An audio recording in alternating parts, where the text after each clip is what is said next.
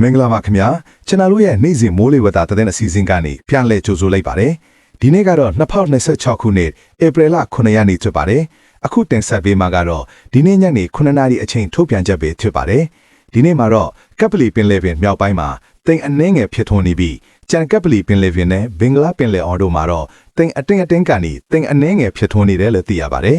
မိုးရွာနိုင်ခြင်းအခြေအနေကိုကြည့်မယ်ဆိုရင်တော့နေပြည်တော်စကိုင်းတိုင်းဒေသကြီးအောက်ပိုင်းမန္တလေးမကွေးပဲခူးရန်ကုန်အေရဝတီတိုင်းဒေသကြီးတွေနဲ့ကချင်ရှမ်းချင်းရခိုင်ကယားကရင်မွန်ပြည်နယ်တို့မှာနေရာအနှော့အပြားမိုးချချုံရွာနိုင်ပါတယ်စကိုင်းတိုင်းအထက်ပိုင်းမှာတော့နေရာကျကျမိုးရွာနိုင်တယ်လို့ခန့်မှန်းထားပါတယ်ခင်ဗျာရွာရန်ရာခိုင်နှုန်းကတော့80ကနေ100အထိရှိနေလာမို့လို့အပြင်းထွက်ရင်ထီးမိုးကဆောင်သွားဖို့တတိပေးပါရစေအပူချင်းအခြေအနေလေးကိုလည်းဆက်ကြည့်အောင်ဗျာ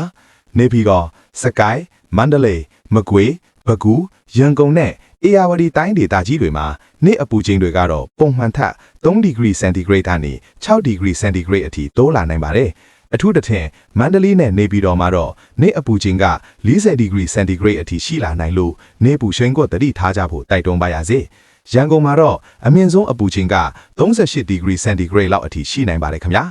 ပင်လယ်ပြင်ခရီးသွားလာမဲ့မိဘပြည်သူတွေအတွက်ကတော့မြမကန်ယိုတန်းတလျှောက်နဲ့ကမ်းလွန်ပင်လယ်ပြင်တို့မှာလိုင်းအထင့်ရှိပါမယ်လိုင်းအမြင့်ကတော့4ပေကနေ6ပေလောက်အထိရှိနိုင်တာမို့လို့ပုံမှန်အခြေအနေပဲလို့ပြောလို့ရပါတယ်နောက်နှစ်ရက်အတွက်ခံမှန်းချက်အရတော့နေပြီးတော့စကိုင်းမန္တလေးမကွေးပဲခူးရန်ကုန်နဲ့အေရဝတီတိုင်းဒေသကြီးတွေမှာနေရာကွက်ကြားမိုးထချုံရွာနိုင်ပါသေးတယ်အစီအစဉ်လေးကိုမဆုံးခင်မှာကျွန်တော်တို့ရဲ့ channel လေးကို subscribe မလုပ်ရသေးရင် subscribe လုပ်ထားပြီးခေါင်းလောင်းလေးကိုနှိပ်ထားပေးဖို့တောင်းဆိုချင်ပါတယ်ဒါမှနောက်ဆုံးရမိုးလေဝသသတင်းတွေကိုအချိန်နဲ့တပြေးညီသိရှိနိုင်မှာပါခင်ဗျာအားလုံးပဲတာယာချမ်းမြေ့တဲ့ညချမ်းလေးဖြစ်ပါစေ